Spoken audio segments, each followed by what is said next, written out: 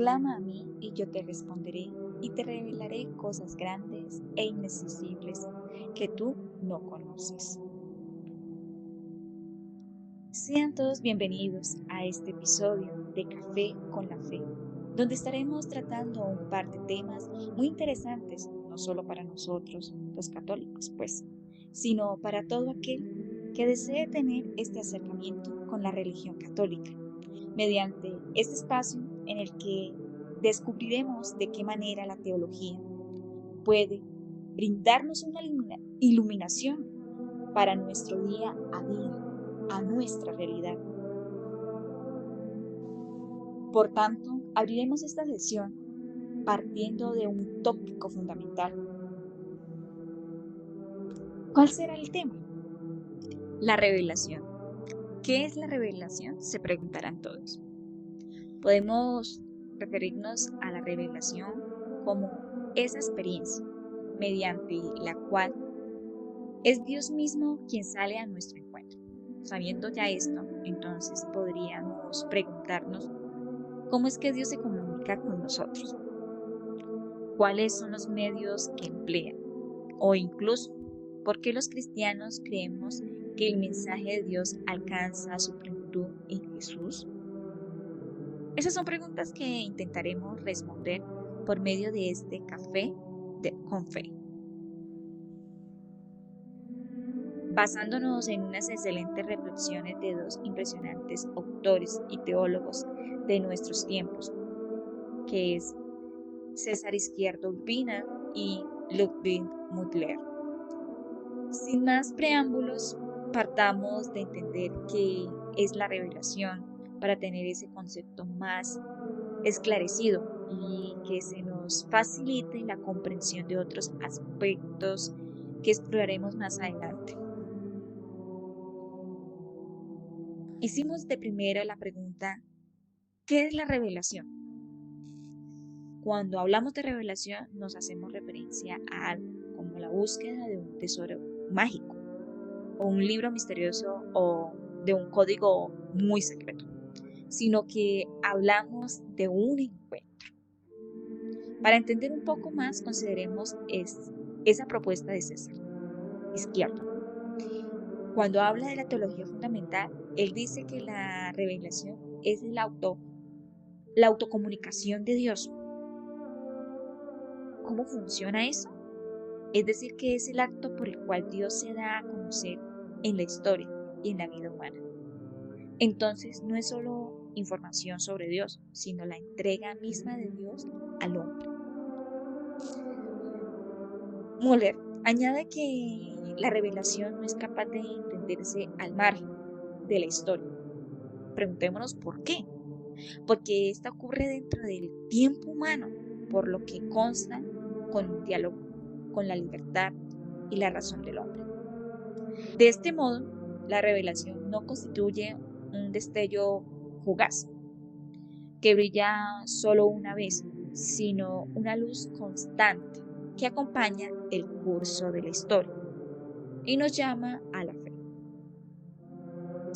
Dios no se manifiesta con estruendo desde lo alto, sino que habla suavemente en el transcurrir de nuestra historia, en la creación, en la voz de los profetas y en plenitud de la persona de Jesús, ¿no?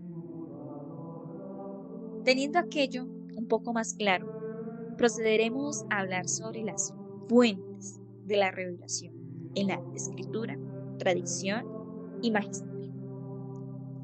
Imaginémonos un triángulo equilátero. En la base izquierda colocaremos a la Sagrada Escritura. En la derecha, la tradición. Y en el vértice, el magisterio de la Iglesia. Los tres lados sostienen la misma verdad revelada. No podría formarse el triángulo ante la carencia de alguno de estos elementos, ¿cierto? Bueno, viendo de ese modo, partamos de la Sagrada Escritura. ¿Qué es la Sagrada Escritura? Es el testimonio escrito de esa autocomunicación divina. Bajo la inspiración del Espíritu Santo, la Biblia conserva la experiencia de un pueblo que aprendió a reconocer la voz de Dios en el desarrollo de su historia. Sin embargo, como señala Müller, su interpretación no puede hacerse de manera individual, sino en el seno de la comunidad de fe. Por otra parte, consideremos a la tradición. No es una costumbre vieja, sino la memoria viva de la Iglesia que conserva y actualiza el mensaje de Cristo. Al lado izquierdo la llaman la transmisión viva del Evangelio, que es esa corriente que mantiene encendida la fe a través de los siglos. Continuando con el magisterio de la Iglesia, tenemos que se tiene cierto conocimiento de ella a nivel mundial a través de los distintos medios de comunicación, de tal modo que incluso los no creyentes o en aquellas locaciones en las que se presenta una supremacía de otras religiones pueden tener una noción de aquello que conforma este magisterio. Pero para esta ocasión vamos a contemplarlo como el servicio de los pastores, o sea, el Papa y los obispos, que contando con la existencia del Espíritu interpretan auténticamente la palabra. Su tarea no es mandar o imponer algo que se les pueda ocurrir por cuenta propia, sino custodiar y orientar, para que el mensaje de Cristo siga siendo verdad y vida para todo el mundo. Recopilando esta idea, la Sagrada Escritura, la tradición, el magisterio, son tres voces distintas que cantan la misma melodía, el amor de Dios que se comunica. Ahora también podríamos poner sobre la mesa otras dudas como ¿cuál es la plenitud de esa revelación y por qué? Si Dios se comunica en muchos modos, ¿dónde alcanza su punto más alto? Como lo habíamos mencionado hace poco, alcanza esa plenitud en Jesucristo, que es la verdad. Es fundamental para nosotros profundizar un poco es este aspecto, porque si lo meditamos, Él no solo habla de Dios, Él es palabra de Dios hecha carne. Al lado izquierdo lo explica así. Cristo es mediador y plenitud de la revelación. En Él, Dios dice su palabra definitiva al hombre. Y Müller argumenta que en Cristo la historia y el misterio se abrazan. La razón busca entender, pero la fe reconoce. El misterio se hace rostro, voz y gesto humano.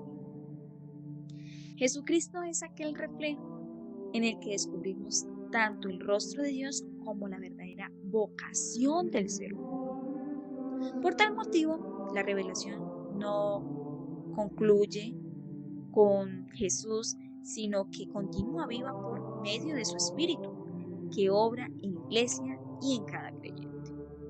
Es aquí cuando también estaremos a tallar un aspecto importante que en lo personal me concierne como religiosa, hija de la iglesia, y es la iglesia y la transmisión de la fe. Si me permite repetir, hace apenas un instante mencionaba que la revelación no concluye con Jesús, sino que continúa viva por medio de su Espíritu, que obra en la iglesia y en cada creyente. En estas obras o palabras, en estas palabras, con esto decimos que la historia de la fe continúa. Y la protagonista de esa historia es la iglesia. Cabe dejar en claro, para evitar malinterpretaciones, que la iglesia no inventa la fe.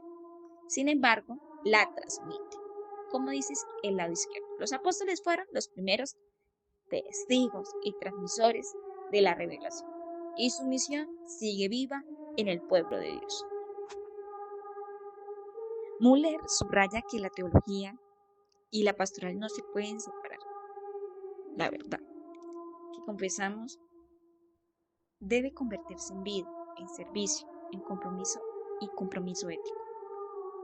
Claro está que pues, en el magisterio orienta que en el sensu fidelium, el sentir del pueblo creyente y también que también pues lo ilumina. Toda la comunidad entre pastores y fieles participan de la misión de anunciar y vivir la fe en medio del mundo. Esclarezcamos que transmitir la fe no es repetir fórmulas antiguas, por decirlo, sino hacer presente la voz de Dios en los lenguajes nuevos de cada cultura, la ciencia y la sociedad. Y como se menciona siempre en la iglesia, sobre todo con la celebración eucarística, se realiza una actualización, se trae al presente y en todo momento la historia de salvación y el medio por el cual ésta llegó a nosotros, que sería nada más ni nada menos que la revelación. He ahí lo bello de todo esto. No obstante, hemos de mencionar que no todo es o ha sido de color de rosas, por lo que vemos. Tenemos que puntualizar un hecho que nos compete a todos nosotros y es su conexión con los desafíos actuales.